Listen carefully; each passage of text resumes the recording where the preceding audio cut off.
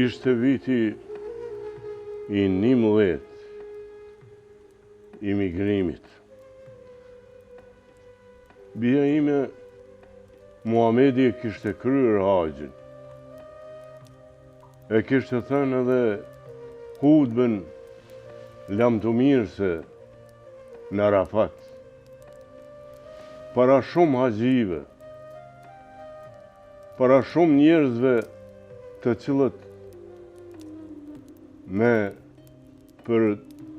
të cilët me devotshmëri e kishin dëgjuar. Ato ishin fjalë të cilat lanë përshtypje të madhe të secili njeri. Kështu ai e mbajti fjalën edhe u kthyn në Medinë. U kthyn në Medinë edhe këtu tash ishin disa pjesë të fundit të Kuranit të cilat i kishin zbritur dhe ai u kishte thënë shokëve të tij Ebu Bekrit, Aliut, Ymerit, të cilët do t'i marrin në mend dhe ma vonë me hafizët tjerë do t'i shënojnë një për një. Ishte një shenjë se pejgamberi nuk i kishte gjatë. U smur dhe kishte temperaturë të lartë. I thirri gratë të tij dhe ju tha të hidhnin ujë të ftoftë në kokë, që të hiqej temperatura në mënyrë që të krynte namazin. Të krynte namazin me medinasët aty te foltorja e tij. Gratë u tubuan, i hodhen ujë të ftoftë në kokë dhe ai e mori veten dhe i preu xhamatit, i preu për ta fal namazin. Njerëzit kishin dëgjuar se ai ishte i smur, prandaj nuk biseduan me të gjatë, por thuja u shpërndan, kurse Muhamedi hyri në dhomën e Aishës që të pushonte, po tash sikur i kishte humbur fuqia. Vazhdimisht vajza e tij, Fatimia, e vizitonin edhe njerëzit tjerë të dashur të tij, i jepnin ilaç. Po ai ende nuk mund ta merrte veten dhe lajmet sikur u përhapen nëpër Medinë se pejgamberi është i smur.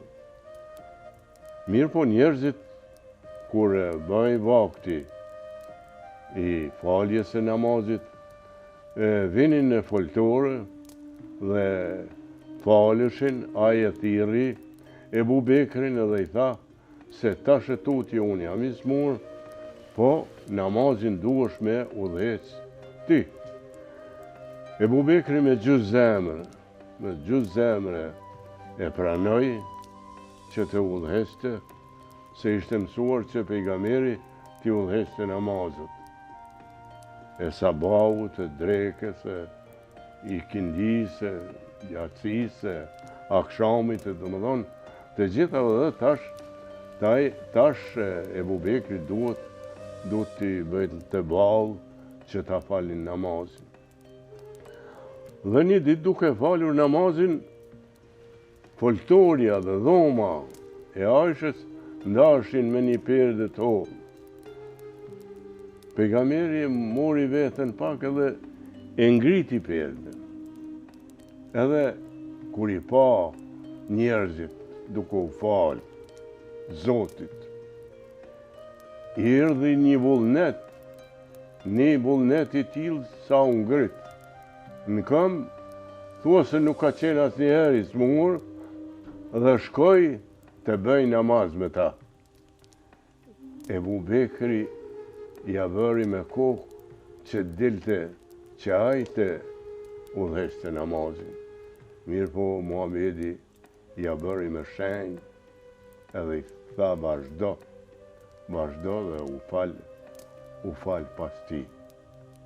Të gjithë të pranishmit sa ishin aty u gëzuan se e panë se Muhamedi kishte bërë ma mirë e kishte marrë vetën. Kur e përfundu në namazin, Muhamedi i gëzuar ju tha gjithë namazlive, vllazë, amaneti im është që asnjëherë mos e lini namazin. Pra, detyre juaja që shkruan edhe në Kur'an është që ju të kryeni vazhdimisht namazin edhe namazin me kohë. Ky është amaneti imi për hir të Allahut, pra duhet ta përfillni këtë mendim dhe të luteni vetëm një Zoti. Kjo është lutja ime.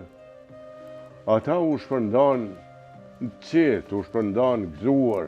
Bile dhe Ebu Bekri tha se unë e kam bashkëshorten time jashtë Medines edhe më duhet më shku ta marr. Atëherë pejgamberi i lumtur që ju tha që njerëzit duhet ta vazhdojnë gjithmonë namazin, u kthy në dhomën ku ishte bashkëshortja e tij, Aisha, po u pa se nuk ishte në gjendje të mirë shëndetësore. Gratë, njerëzit tjerë e ndihmonin mirë po ai vërtet dukej se ishte i smur.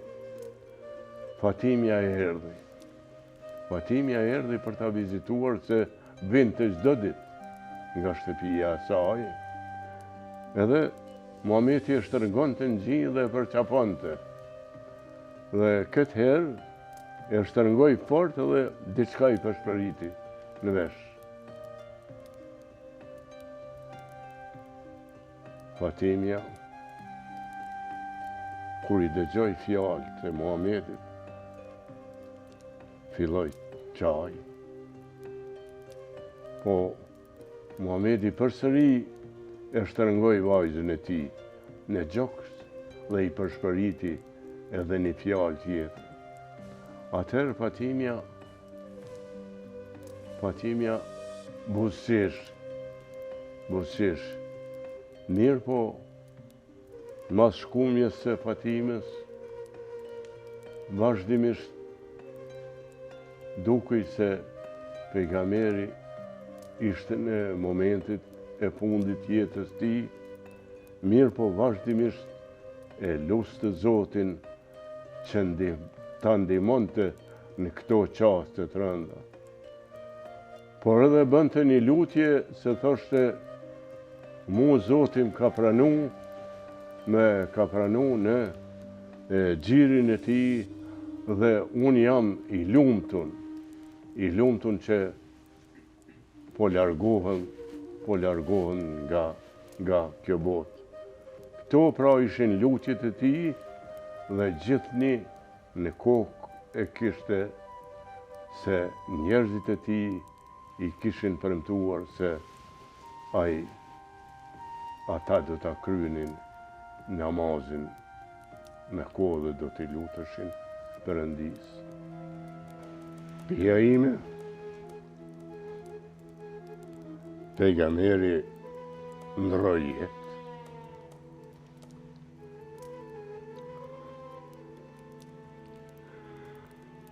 Për jashta u dëgjuan zhurma.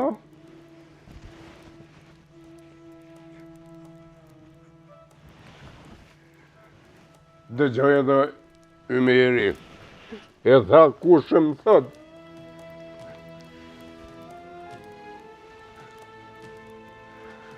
Se ka vdek profeti, do t'a vras.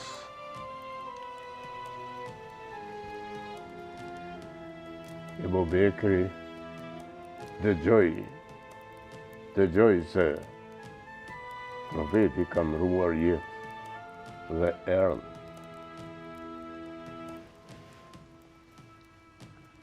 Erdhë, hyrin dhomën e Ajshës, e përqafoj për vdekuri. Profetin e tha, ke qenë i bukur dhe sa ishe gjallë, i bukur je edhe mejt, dhe i ngushëlloj gjithë.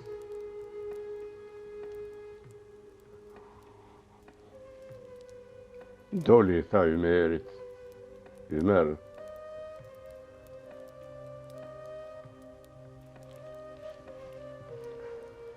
profeti ka ndruar jetë. Pa ishte njeri, Zoti ja kishte përuar profecin një njeriu, dhe aje kreu me nderë. Por Zoti është një, dhe aje është i gjallë. Edhe profetet, para Muhametit kanë vdekur, prandaj ka vdekur edhe i dashur ynë, Muhamedi. Atëherë njerëzit e tij e pastruan ashtu siç ishte zakoni, e pastruan dhe e bën gati për ta varrosur. Po Ebu Bekri dinte se profetet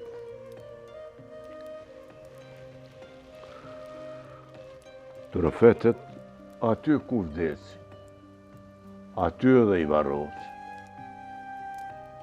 Aty pra,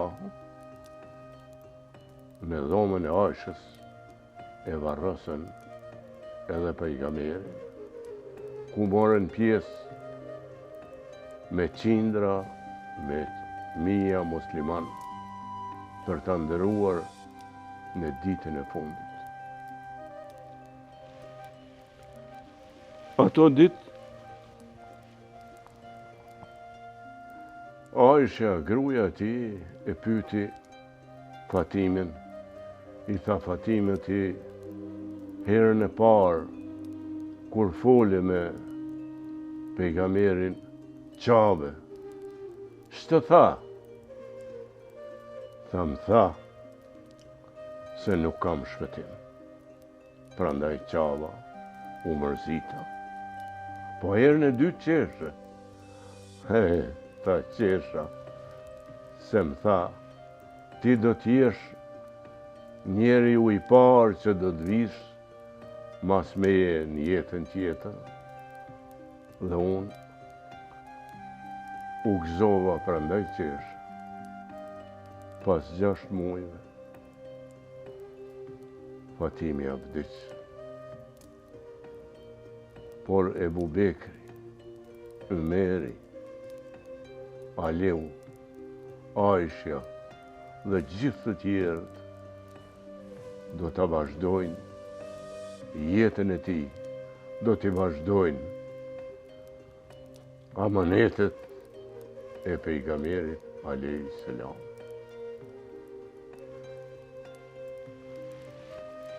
Më falë, bia ime, isha pak i mërzitur, po kam pasë dhimbje, sepse ka shku një njeri i cili ka treguar njerëzimit rrugën e drejtë, rrugën e besimit në një Allah, atij qofshim falë.